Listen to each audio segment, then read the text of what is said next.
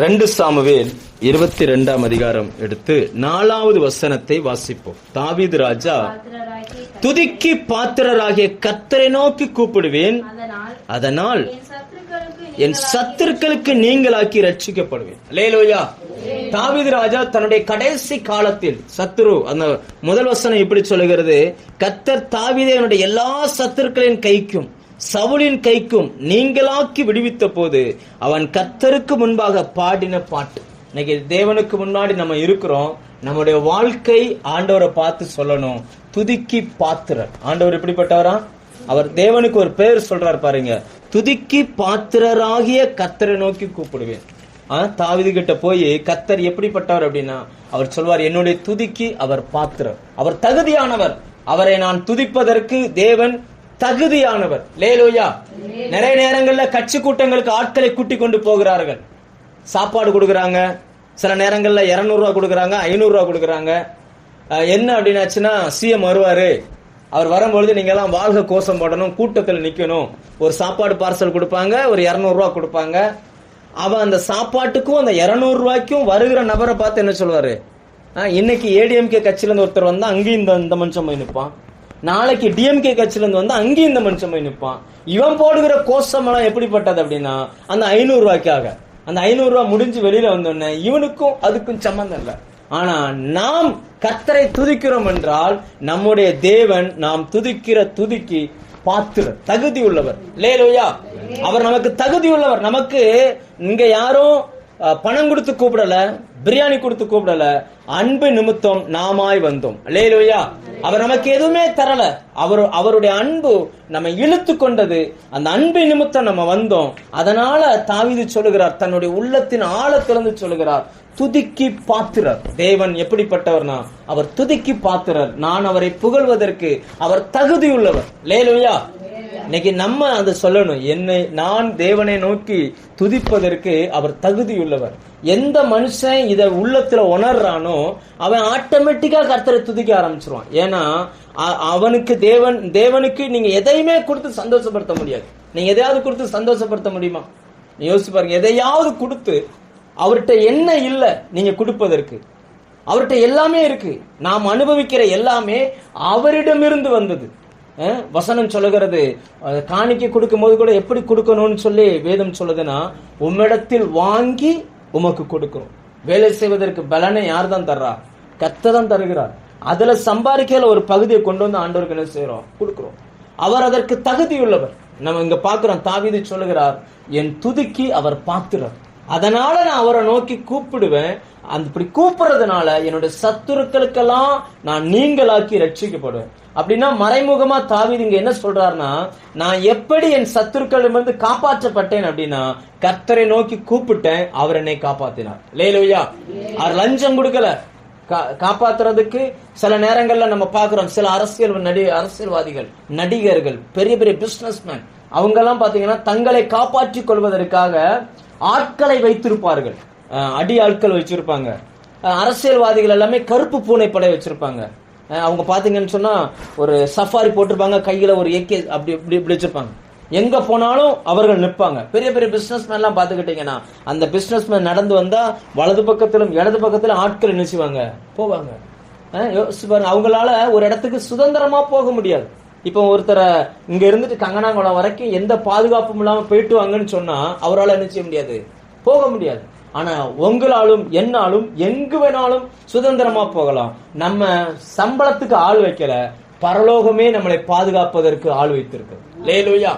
நான் சொல்ல புரியுதா உங்களுக்கு? இதை நல்லா புரிஞ்சுக்கோங்க. அதுதான் தாவீது சொல்லுகிறார், என் சத்துருக்களுக்கு நான் நீங்களாக்கி விடுவிக்கப்படுவேன். தாவீது ஏன் கர்த்தர் என் துதிக்கு பாத்திரர்னு சொல்லுகிறார்? அதை மட்டும் நம்ம வேதத்திலிருந்து படிப்போம். எதனால நாம் அவரை துதிப்பதற்கு அவர் தகுதியுள்ளவர். முதலாவது 7ஆம் வசனம் வாசிங்க. எனக்கு உண்டான நெருக்கத்திலே கர்த்தரை நோக்கி கூப்பிட்டு என் தேவனை நோக்கி அபயமிட்டேன், தமது ஆலயத்திலிருந்து என் சத்தத்தை கேட்டார், என் கூப்பிடுதல் அவருடைய செவிகளில் ஏறிற்று. வேதம் சொல்லுகிறது, எனக்கு உண்டான நெருக்கத்துல நான் அவரை நோக்கி கூப்பிட்டேன். நெருக்கம்னா தெரியுமா? எந்த பக்கமும் திரும்ப முடியாத ஒரு நெருக்கம் வரும் பொழுது எங்க செய்யறது, யார பாக்குறதுன்னு தெரியல.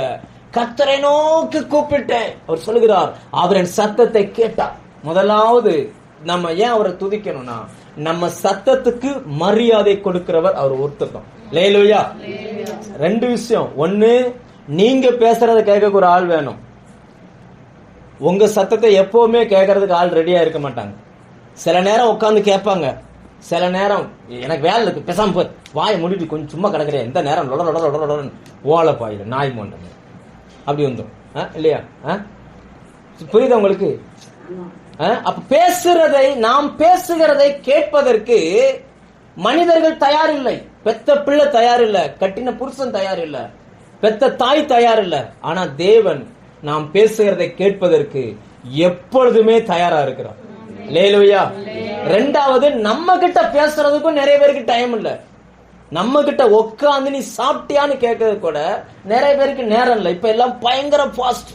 2 நிமிடத்தில் நூடுல்ஸ் செய்வது எப்படி, அந்த மாதிரி நம்ம வேகமா போய்கிட்டு இருக்கிறோம். யாருக்கும் யாரோடும் நேரம் செலவழிப்பதற்கு நேரமே கிடையாது. இன்னைக்கு எதுல பஞ்சம் அப்படின்னா நேரம் தான் நம்மகிட்ட இல்ல. நம்ம அன்பு காட்டுவதற்கு நம்மகிட்ட டைம் இல்லை. யார்கிட்ட கேட்டாலும் சொல்றேன், எனக்கு டைம் இல்லை, நான் ரொம்ப பிஸி. ஒன்னு இவர் பேச்சை கேட்பதற்கு இன்னொருவருக்கு நேரம் இல்லை, இவரோடு பேசுவதற்கு மற்றவர்களுக்கும் என்ன இல்ல, நேரம் இல்ல. தேவன் இந்த ரெண்டையுமே செய்கிறார். நம்மோடு பேசுவதற்கு அவர் எப்பொழுதும் ஆயத்தமா இருக்கிறார். அல்லேலூயா. எப்ப நீங்க தனிமையா போய் உட்கார்ந்தாலும் கர்த்தர் உங்களோடு பேசுகிறார். எப்ப நீங்க பேசினாலும் அவர் அந்த சத்தத்தை அவர் கேட்கிறார். அது சந்தோஷமா பேசினாலும் சரி, துக்கமா பேசினாலும் சரி, அழுகையோடு பேசினாலும் சரி, வேதனையோடு பேசினாலும் சரி, சரியாய் புரிந்து கொண்டு உடனே பதில் கொடுக்கிறவர் கர்த்தர் ஒருவர் மட்டும்தான். அல்லேலூயா.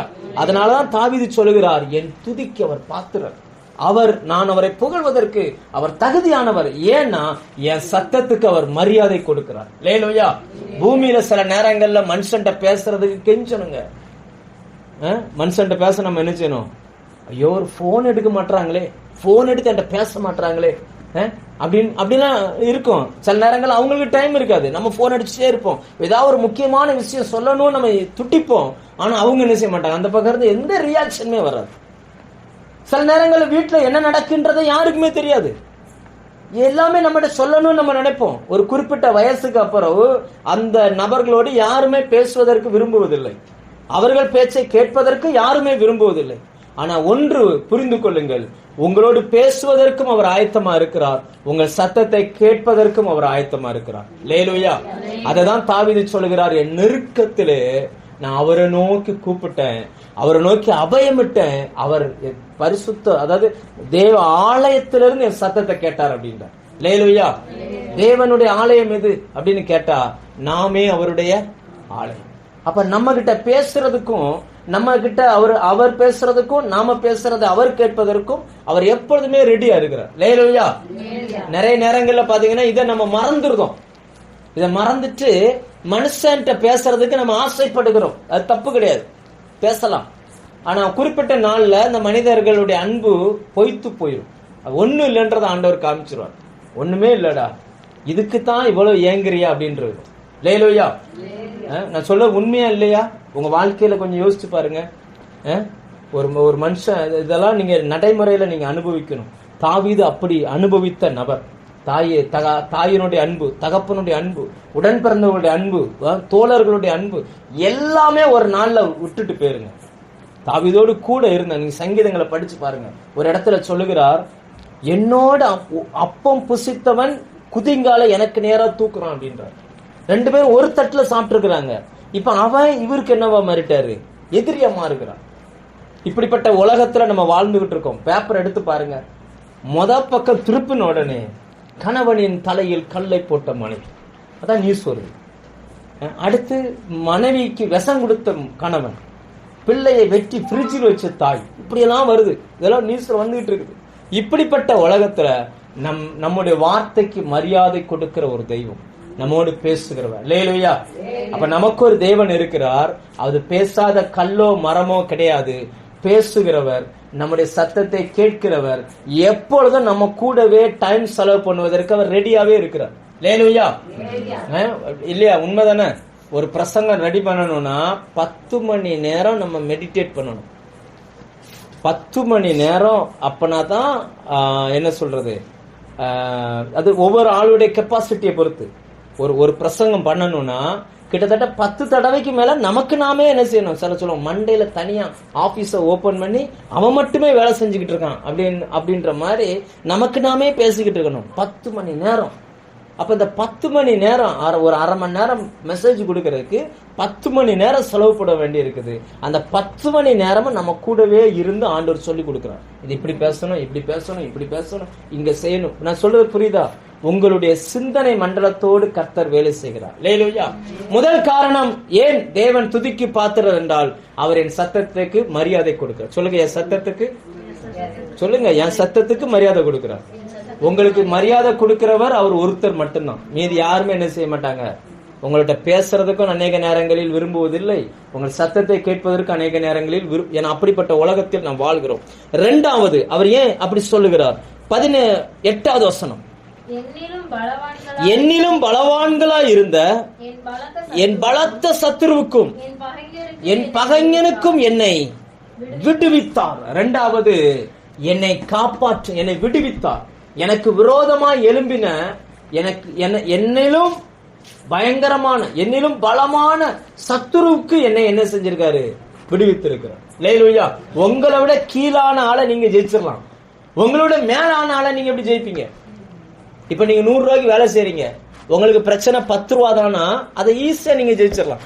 ஏன்னா உங்ககிட்ட 10 ரூபாய் ஈஸியா என்ன இருக்கும். ஆனா உங்ககிட்ட இருக்கிற பிரச்சனை 1 லட்சம் ரூபாய்க்கு இருக்குது, உங்க கையில இருக்கிறதோ வெறும் 100 ரூபாய். இப்ப என்ன பண்ணுவீங்க? இப்ப ஒண்ணும் பண்ண முடியாது. அந்த நேரத்துல தேவன் நமக்கு உதவி செய்கிறார். அல்லேலூயா. நம்மிலும் பலவான சத்துருக்கள், இன்னைக்கு மனுஷனால் தாங்க முடியாத சத்துருக்கள். ஒரு கால்வலி மனுஷனால தாங்க முடியுமா? எவ்வளவு பெரிய மனுஷனுக்கும் ஒரு கால்வலி வந்து என்ன செய்ய முடியாது, தாங்க முடியாது. அப்ப சரீரத்துல வருகிற நோய் என்பது நம்மை விட பெரிய சத்துரு. பண நெருக்கடி நம்மை விட பெரிய சத்துரு. ஒரு அவமானம், ஒரு பிள்ளைகளுடைய வாழ்க்கையில் வரக்கூடிய சில விஷயங்கள், அவர்கள் செய்யக்கூடிய சில சேட்டைகள், அதெல்லாம் நம்மை விட பெருசு. நம்மளால கண் விழிச்சு எல்லாவற்றையும் சரி பண்ண முடியாது. ஆனா இப்படிப்பட்ட நெருக்கங்களுக்கு மத்தியிலையும் கர்த்தர் நம்மை விடுவித்தார். அல்லேலூயா. அவர் நம்ம ஜெபிக்கும் பொழுதெல்லாம் நம்மை சுகமாக்குகிறார். நம்மளால முடியாது, ஆனா கர்த்தர் என்ன செய்றார். நம்ம ஜெபிக்கும் பொழுதெல்லாம் நம்ம பிள்ளைகளை அவர் பாதுகாத்துக் கொள்ளுகிறார். 11 வயசுல லவ் பண்ணிருந்தாங்க, 13 வயசுல பிள்ளையை பெற்றுறாங்க. இப்படி இருக்கிற காலகட்டம் இது. ஆனாலும் நம்ம பிள்ளைகளை தேவன் பாதுகாக்கிறார். நான் சொல்றது புரியுது உங்களுக்கு? கர்த்தர் நம்ம பிள்ளைகளை பாதுகாக்கல அப்படின்னா வேற யாருமே பாதுகாக்க முடியாது. நல்ல புரிஞ்சுக்கோங்க. தப்பு செய்ய இவர்கள் தவறு செய்ய மாட்டார்கள் என்று நான் சொல்லல. தவறு செய்யக்கூடிய சந்தர்ப்பங்களை உருவாக்காதபடிக்கு கர்த்தர் நம்முடைய பிள்ளைகளை பாதுகாத்துக் கொண்டார். நம்மிலும் பலத்த சத்துரு அவைகள், ஆனாலும் கர்த்தர் அவைகள் என்ன செஞ்சாரு? பாதுகாத்தார். அதனால தாவீது சொல்லுகிறார், அவர் என் துதிக்கு பாத்திரர், நான் அவரை துதிப்பதற்கு ஒரு தகுதி உள்ளவர். முதலாவது என் சத்தத்துக்கு செவி கொடுக்கிறார். இரண்டாவது எனக்கு எதெல்லாம் பெருசுன்னு தோணுதோ அதிலிருந்தெல்லாம் அவரே என்னை காப்பாற்றுகிறார். அல்லேலூயா. இந்த உணர்வு ஒரு மனுஷனுக்குள்ள இருக்கணும். அவர் தாங்க என்னை பாதுகாக்கிறாரு, அவர் தான் எனக்கு உதவி செய்கிறார், அவர் தான் நம்மை நடத்துகிறார், அவர் இல்லைன்னா நான் இல்லை அப்படின்ற அந்த உணர்வு உங்களுக்குள்ள வந்துச்சுன்னா உங்க இருதயம் கர்த்தரை பார்த்து சொல்லும், அவரை நோக்கி நான் கூப்பிட்டால் என் சத்துருக்களுக்கு அவர் என்னை காப்பாற்றுவார். அல்லேலூயா. இன்னைக்கு தேவன் எதை எதிர்பார்க்கிறார்னா என்னை நோக்கி அவன் கூப்பிடணும்னு எதிர்பார்க்கிறார். நம்ம ஏன் நிறைய நேரங்களில் துதிக்க மாட்டேன்றோம்? ஏன் அப்படின்னா நாம் அதை உணர்றதே இல்லை. எதுக்கு அவரை துதிக்கணும் அப்படின்றத நம்ம உணர்றதே இல்லை. என்னைக்கு நாம் அதை உணர்கிறோமோ அன்னைக்கு நம்முடைய அந்த உள்ளுக்குள்ள இருக்கக்கூடிய அந்த தேவனை குறித்து வச்சிருக்க தப்பான எண்ணங்கள் எல்லாம் வெளியில போயிடும். அல்லேலூயா. உங்களுக்கு எதெல்லாம் பெருசோ எல்லாவற்றிலும் கர்த்தர் பாதுகாத்துக் கொள்வார். அல்லேலூயா. ஒரு நீங்க எதை வேணாலும் யோசிச்சு பாருங்க. உங்க வாழ்க்கையில வரக்கூடிய சில சந்தர்ப்பங்களை யோசிச்சு பாருங்க. நம்ம இப்போ ஒருவேளை 4 பேர் 5 பேர் ஒரு குடும்பத்துல உழைக்கலாம், வேலைக்கு போலாம். அதனால அந்த குடும்பத்துல கொஞ்சம் வருமானங்கள் வரலாம். இதை நம்பி சில சீட்டு போடலாம், சில கடனை, சில பொருட்களை நம்ம வாங்கலாம், இதை இப்படியெல்லாம் செஞ்சிடலாம்னு நம்ம பிளான் பண்ணுவோம். திடீர்னு 1 மாசம் யாருக்குமே வேலை இல்லைன்னா நம்மளால ஒண்ணுமே பண்ண முடியாது. அப்ப என்ன பண்ணுவோம்? இப்ப கடன் வாங்கினவனுக்கு கடன் கொடுத்தாகணும், சீட்டு போட்டவனுக்கு கொடுத்தாகணும். அப்ப என்ன செய்வோம்? ஒன்னும் பண்ண முடியாது. ஆனா அந்த சூழ்நிலைகள் வராமல் கர்த்தர் பாதுகாக்கிறார். அல்லேலூயா. அப்படிப்பட்ட சூழ்நிலைகள் வராமலே தேவன் என்ன செய்றாரு? ஒரு வேலை குறையிற மாதிரி இருக்கும்போது இன்னொன்றை தேவன் ஆயத்தம் பண்ணுகிறார். அது அப்படியே பேலன்ஸ் பண்ணி வச்சிருந்தார். அப்ப அந்த தேவையெல்லாம் ஒவ்வொரு மாசம் நீங்க உட்கார்ந்து எழுதி பாருங்க. உங்க வீட்டுல எவ்வளவு செலவாகுது, எவ்வளவு வரவு வருது, இதெல்லாம் எங்கிருந்து வருதுன்னா தேவன் நடத்துகிறார். லேலுயா, கர்த்தர் நம்ம நடத்துறாருங்க. அந்த அவர் நடத்துகிற அந்த நடத்துதலை நீங்கள் உணர்ந்து கொள்ள வேண்டும். மூன்றாவது ஏன் அவர் அப்படி சொல்லுகிறார்? அடுத்த வசனம் 19ஆம் வசனம். என் ஆபத்து நாளில் ஏற்கனவே ஆபத்துல இருந்திருக்கிறாரு, பத்தாவதுக்கு இன்னும் வேற எதிரா யுத்தத்துக்கு வர்றாங்க, சண்டைக்கு வர்றாங்க. என் ஆபத்து நாளில் எனக்கு எதிரிட்டு வந்தார்கள், கர்த்தரோ எனக்கு ஆதரவா இருந்தார். லேலுயா, இந்த உலகத்துல ஆதரவு காட்டுறதுக்கு ஆள் கிடையாதுங்க. ஆதரவா 4 வார்த்தை சொல்றதுக்கு ஆள் கிடையாது. நம்ம பொதுவா மனிதர்கள் என்ன யோசிப்பாங்க அப்படின்னா, மனுஷன் எனக்கு உதவி செய்யாட்ட கூட பரவாயில்ல, ஒரு நல்ல வார்த்தை 4 வார்த்தை ஆறுதலா சொன்னா அது போதும் அப்படின்னு நினைப்பாங்க. ஆனா அந்த ஆறுதலான வார்த்தை சொல்வதற்கு கூட இன்னைக்கு மனுஷன் தயாரா இல்லை. ஆபத்து நாள் வரும் பொழுது, ஏற்கனவே ஆபத்து நாள், ஏற்கனவே பிரச்சனையில இருக்கிறாங்க, அதுல எதிராக புறப்பட்டு வருகிற ஒரு கூட்டம், இன்னும் பிரச்சனையை கொண்டு வருகிற ஒரு கூட்டம், அந்த கூட்டங்களுக்கு மத்தியில் கர்த்தர் நமக்கு ஆதரவா இருக்கிறார். லேலுயா, இந்த ஆதரவு அப்படின்ற அந்த வார்த்தைக்கு என்ன அர்த்தம் அப்படின்னாச்சுன்னா, சில நேரங்கள்ல எங்க போறதுன்னு தெரியாம தடுமாறுவாங்க. அடிக்கடி உங்க எல்லாருக்கும் தெரிஞ்சிருக்கும், அப்பா ஒரு இடத்துக்கு ஊழியத்துக்கு வந்தாங்க, காரணமின்றி அந்த ஊழியத்துல இருந்து அவங்களை வெளியில அனுப்பிட்டாங்க. ஒரு காரணம், இப்போ இம்மிடியட்டா நீங்க கிளம்பணும் அப்படின்ட்டாங்க. எங்க போவது? ஏன்னா அவர் வந்தது இந்த ஊருக்கு. இப்ப அவங்க எங்க போய் தங்குறது, எங்க சாப்பிடுறது, அடுத்து என்ன செய்யறது என்னன்றதே தெரியல. அப்படிப்பட்ட ஒரு நிலைமையில பத்தாவதுக்கு ஒரு பொய்யான ஒரு சில குற்றச்சாட்டுகளை வேற சொல்றாங்க. அப்படி நெருக்கத்துக்கு மத்தியில தேவன் ஆதரவா இருந்து சில மனிதர்களை எழுப்பினார். அந்த மனிதர்கள் அவருக்கு என்னவா இருந்தாங்க? நாங்க இருக்கிறையா, நீங்க இங்கே இருங்க, இங்க இருந்து நீங்களே ஜெபம் பண்ணுங்க அப்படின்னு சொல்லி அன்னைக்கு ஆதரவு கொடுத்ததுனாலதான் இன்னைக்கு இங்க ஒரு சபையை ஆண்டவரால் கட்டி எழுப்ப முடிஞ்சிச்சு. சொல்ல புரியுதா? தேவன் ஒரு மனுஷனோட ஆதரவா இருப்பார். உலகத்துல காசு பணம் பெருசு கிடையாதுங்க. ஒரு மனுஷன் கஷ்டத்துல இருக்கிற மனுஷனுக்கு அவனுக்கு தோள் கொடுத்து கூட இருந்து சப்போர்ட் பண்ணி, அவனுக்கு நீங்க பணம் எதுவும் கொடுக்க முடியாட்டாலும் பரவாயில்ல, நீங்க பேசுற வார்த்தையே அவனுக்கு ஆறுதலா இருக்கும். இன்னைக்கு மனுஷன்ட்ட நம்ம அதை எதை தான் எதிர்பார்க்கறாங்க, ஆனா அதை கூட மனுஷன் என்ன செய்ய மாட்டேன்றான். ஆறுதலா இருக்கிறதுக்கு பதிலா மனமடிவை உண்டாக்கி விட்டுறதான், வேதனைகளை உண்டாக்கி விட்டுறதான். யோசிச்சு பாருங்க. சப்போர்ட்டிவ், சரி பரவாயில்ல நீ இப்படி இருக்கிறப்பா, சரி சரியாயிரும், நம்ம கூட இருப்போம், ஆண்டவர் நடத்துவார், உனக்காக நான் ஜெபம் பண்றேன் அப்படின்ற வார்த்தைய சொல்வதுக்கு பதிலா எப்படி சொல்லிடுவாங்கன்னா, உனக்கு தேவைதான், நீ இழிச்சிட்டு ஓடணும்ல, உனக்கு தேவைதான். இப்படி இந்த மாதிரி குற்றச்சாட்டுகள் சொல்லுகிற இந்த உலகத்தில் ஆண்டவர் எப்படி இருக்காருன்னா ஆதரவா இருந்தார். 3 காரியம் சொல்லியிருக்கேன். ஃபர்ஸ்ட், அவர் என் வார்த்தைக்கு மரியாதை கொடுக்கிறார். 2வது, என்னை விட பலத்த சத்துருக்கள் வரும் பொழுது அவர் என்னை தப்புவிக்கிறார். 3வது, அவர் எனக்கு ஆதரவா இருந்தார். அடுத்த வசனம் வாசிங்க 20. அடுத்தது, அவர் என்மேல் பிரியமா இருக்கிறார், அன்பா இருக்கிறார். இன்னைக்கு மனுஷனை நேசிக்கிற இன்னொரு மனுஷனை கண்டுபிடிக்கிறது எவ்வளவு கஷ்டம் தெரியுமா? யார்கிட்ட வேணாலும் கேட்டு பாருங்க, உங்க மேல யாருங்க ரொம்ப பிரியமா இருக்கிறா அப்படின்னு கேட்டு பாருங்க, என்ன சொல்லுவாங்க?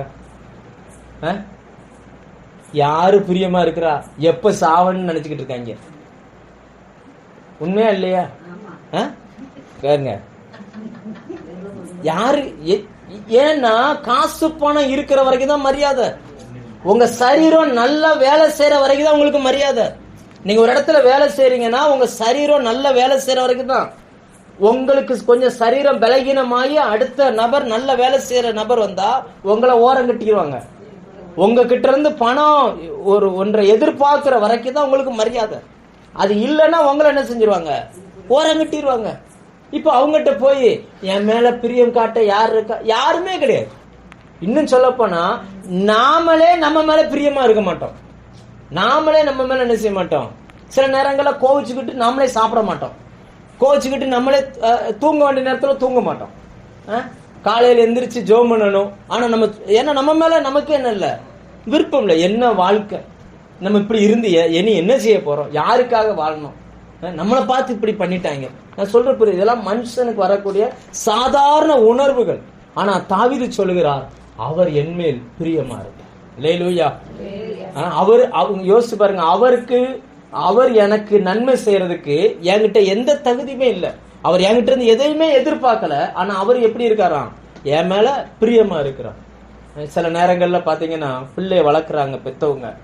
அந்த பிள்ளைக்காக சாப்பிட்டும் சாப்பிடாமலும் அந்த பிள்ளைங்க சாப்பிட்டதை பார்த்து சந்தோஷப்பட்டுட்டு எத்தனையோ தாய்மார்கள் பட்டினியாவே இருந்த காலங்கள் உண்டு. ஏதாவது இவங்களுக்குன்னு ஒரு ட்ரெஸ் எடுக்கணும்னு வச்சிருப்பாங்க. அந்த நேரத்துல ஸ்கூலுக்கு போற பிள்ளை எனக்கு செருப்பு இல்லப்பா அப்படிங்கும், செருப்பு இல்லம்மாங்கும். கடைசியில் இந்த அம்மாவும் அப்பாவும் என்ன பண்ணுவாங்கன்னா தங்களுக்கு ஒரு ட்ரெஸ் வாங்கிக்கிடாம அந்த காசு எடுத்து அந்த பிள்ளைகளை படிக்க வைப்பாங்க. அந்த பிள்ளைகளுக்கு அது புரியவே செய்யாது. அது வளர்ந்த பிறகு பாத்தீங்க அப்படின்னாச்சுன்னா அந்த அம்மாவையும் அப்பாவையும் பார்த்து கேட்கும், நீ எதுக்கு என்னை பெத்த அப்படிங்க, நீ எதுக்கு என்னை பெத்த, எதுக்கு என்னை வளர்த்த, நான் சொல்ல புரியுதா? ஆனா ஆண்டவர் பாருங்க, அதாவது நம்ம நிறைய நன்மைகளை செய்து நம்ம கிட்ட இருந்து நிறைய நன்மைகளை பெற்றவர்கள் நம்ம நேசிப்பதில்லை. எந்த நன்மையுமே எதிர்பார்க்காமல் நம்ம நேசிக்கிற ஒருவர் ஆண்டவராகிய இயேசு கிறிஸ்து ஒருவர் மட்டும். அல்லேலூயா. அதனாலதான் தாவீது சொல்லுகிறார், அவர் துதிக்கு பாத்திரர், நான் என் துதிக்கு அவர் தகுதியானவர், நான் அவரை துதிப்பதற்கு அவர் தகுதியானவர், ஏனென்றால் அவர் என் மேல் பிரியமா இருக்கிறார். அல்லேலூயா. நீங்க சாப்பிட்டீங்களான்னு கேட்கிற உறவுகள் எத்தனை பேர் இருக்கிறாங்க? யோசிச்சு பாருங்க. சாப்பிட்டீங்களா, உனக்கு என்ன வேணும், ஏன் இப்படி துக்கமா இருக்கிற, உனக்கு ஏதாவது வேணுமா? இன்னும் சொல்ல போனா உங்களுக்கு என்ன பிடிக்கும்ன்றது உங்களோட வாழுகிறவர்களுக்கே தெரியாது. நான் என்னையே வச்சுதான் சொல்றேன். உங்க வாழ்க்கை துணைக்கு என்ன பிடிக்கும்ன்றது உங்களுக்கு என்ன செய்யாது, தெரியாது. நீங்க பெத்த பிள்ளைக்கு என்ன பிடிக்கும்னு சொல்லி பேரண்ட்ஸ்க்கே தெரியாது. இவங்க நினைச்சுக்கிடுவாங்க நம்ம பிள்ளைக்கு இதெல்லாம் பிடிக்கும் அப்படின்னு அவங்க நினைச்சுக்கிடுவாங்க. ஆனா பிள்ளைகளுடைய விருப்பமோ வேறு ஒன்றாய் இருக்கும். ஆனா இவைகளுக்கு மத்தியில் தேவன் எப்படி இருக்கிறார் அப்படின்னா நம்ம மேல பிரியமா இருக்கிறார். அல்லேலூயா. உங்க மேல உங்க பிள்ளைகள் விருப்பம் இல்லாமல் போகலாம், உங்களுடைய உறவுகள் விருப்பம் இல்லாமல் போகலாம், நீங்கள் நம்பின மனிதர்கள் உங்க மேல விருப்பம் இல்லாமல் போகலாம். பிரியத்துக்கு ஆப்போசிட் என்ன அர்த்தம்னா கசப்பு. பிரியத்துக்கு ஆப்போசிட் என்னது?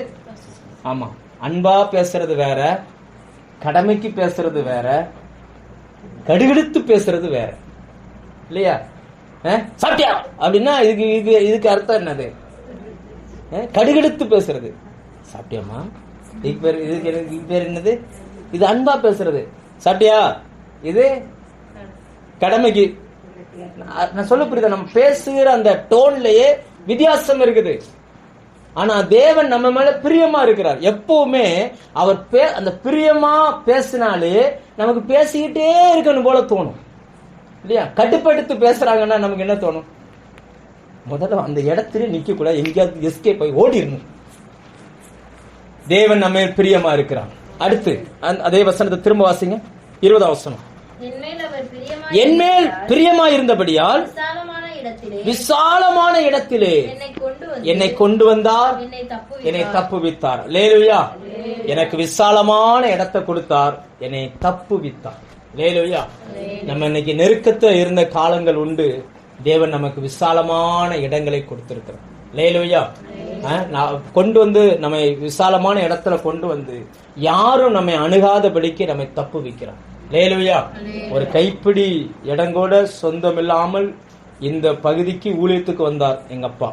ஆனா இன்னைக்கு தேவ கிருபையினால் சொந்தமான இடங்களை வாங்கி ஆலயத்தை கட்டி, ஒரு ஆத்மா கூட இல்லாத இடத்துல இன்னைக்கு இத்தனை குடும்பங்களை கொடுத்து, எத்தனையோ குடும்பங்களை வாழ வைத்து, எத்தனையோ இடங்களில் சபை கட்ட வச்சு, எத்தனையோ நபர்களுக்கு கர்த்தருடைய வார்த்தையை சொல்வதற்கு அளவுக்கு தேவன் நம்மை விசாலத்துல வச்சிருக்கார். அல்லேலூயா.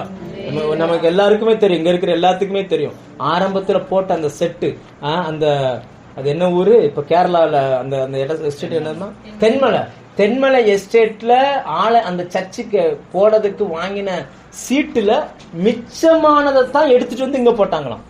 ஏதோ ஒரு டாஸ்மார்க் பார பிரிச்சிருக்கிறாங்க. இப்ப கவர்மெண்ட் அந்த டாஸ்மார்க்கா மாத்திச்சு இல்லையா, அப்ப பிரைவேட்ல இருந்ததை பிரிச்சிருக்கிறாங்க. அந்த பிரிச்சத பாதி அங்க எடுத்துட்டு போயிட்டாங்க தென்மலைக்கு. அவங்க கட்டி போட்ட மிச்சத்தை தான் இவங்க எடுத்துட்டு வந்து என்ன செஞ்சாங்க, ஒரு செட்டா போட்டு மேல வேஷ்டியை கட்டி ஏதோ ஒரு சின்ன செட்டா வச்சாங்க. அப்படி நெருக்கத்துல நம்ம இருந்தோம். மழை பெஞ்சா தண்ணி உள்ள வந்துரும், எந்திரிச்சுன்னா தலை தட்டும், உள்ள படுத்திருந்தா காத்து அடிச்சு அப்படியே ராட்டினத்துல சுத்துற போல இருக்கும். இல்லையா? இப்படியெல்லாம் இருந்த காலங்கள் உண்டு. ஆனா தேவன் நம்மளை எப்படி வச்சிருக்காரு? காத்தடிக்கும் போது கம்பியை பிடிச்சி தொங்கின காலங்கள்லாம் உண்டு.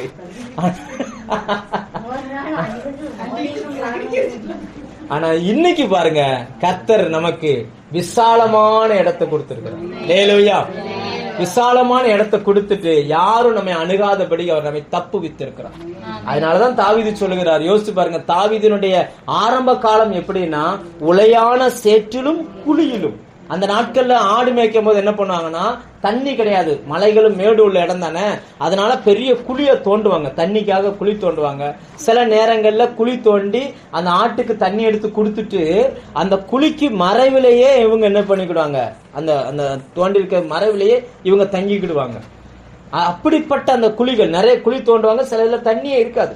அப்படிப்பட்ட ஒரு குழியில தான் யோசேப்பை தூக்கி வித்து உள்ள தூக்கி போட்டாங்க. அந்த குழிகளுக்குள்ள படுத்திருந்த நபர் தான் தாவீது. ஆனா இப்போ இந்த சங்கீதத்தை எழுதும் பொழுது ஒரு பெரிய அரண்மனையை கர்த்தர் கொடுத்தார். அந்த அரண்மனையில் வாழும்படி இவரை வைத்திருக்கார். ஹல்லேலூயா. ஒரு பாஸ்டருடைய சாட்சியை கேட்டேன். அவர் பாத்தீங்கன்னு சொன்னா 50 சர்ச்சுக்கு மேல கட்டி கொடுத்திருக்கிறார். ஒரு ஊழியத்துக்காக வந்தவர், ஆனா அவருக்கு சொந்த வீடு கிடையாது. 50 சர்ச்சுக்கு மேல ஆண்டவர் அவரை கொண்டு 50 சர்ச்சுக்கு மேல கட்டி கொடுத்துட்டாராம். ஒவ்வொரு சர்ச்சையும் போய் டெடிகேட் பண்ணும் போதெல்லாம் இவருடைய மனசு சொல்லுமா, இவ்வளவு இடங்களை வாங்கி சபையை கட்டி கொடுத்துட்டோம், நமக்குன்னு சொந்தமா ஒரு வீடு இதுவரைக்கும் ஆண்டவர் தரலையே அப்படியெல்லாம் அவர் நினைப்பாராம். 3 பொம்பளை பிள்ளைங்க, 3 பொம்பளை பிள்ளை. ஆனா அதை வெட்டி டெடிகேட் பண்ணும் போதெல்லாம் அவர் நினைப்பாராம். ஆனா காலங்கள் உருண்டோடி இப்ப பாத்தீங்க அப்படின்னாச்சுன்னா 3 மாடி வீடோ 4 மாடி வீடோ ஆண்டவர் அவருக்கு கட்டி கொடுத்திருக்கிறார். 11 பாத்ரூம் இருக்கான். குளிக்க ரூம் மட்டும் எத்தனை? 11 குளிக்க ரூம் பாத்ரூம் இருக்குது. ஆனா வீட்டில் குடியிருக்கிறது எத்தனை பேர்னா, அந்த பாஸ்டரும் அவருடைய மனைவி மட்டும். ஏன்னா எல்லா பிள்ளைகளையும் கல்யாணம் பண்ணி அனுப்பிடுச்சு. ஒரு காலத்துல ஒரு பாத்ரூம் இல்லாத வீட்டுல உட்கார்ந்து இருந்த மனுஷன் இன்னைக்கு கர்த்தர் அவரை எப்படி வச்சிருக்கிறார்? நமக்கு விசாலமான இடங்களை கர்த்தர் தருவார். ஹல்லேலூயா. நம்ம வேணும்னா தண்ணிக்கே கஷ்டப்படலாம், காலங்கள் வரும், நீச்சல் குளத்தோட வீடை கட்டி கர்த்தர் நம்மளை உட்கார வைப்பார். ஹல்லேலூயா. விசுவாசிக்கிறவன் வாழ்வான், விசுவாசிக்காதவன் வந்து என்னன்னே மோகனே நீச்சல் குளம் கட்டி இருக்கீங்க, நம்ம எங்க காட்டுங்க அப்படின்னு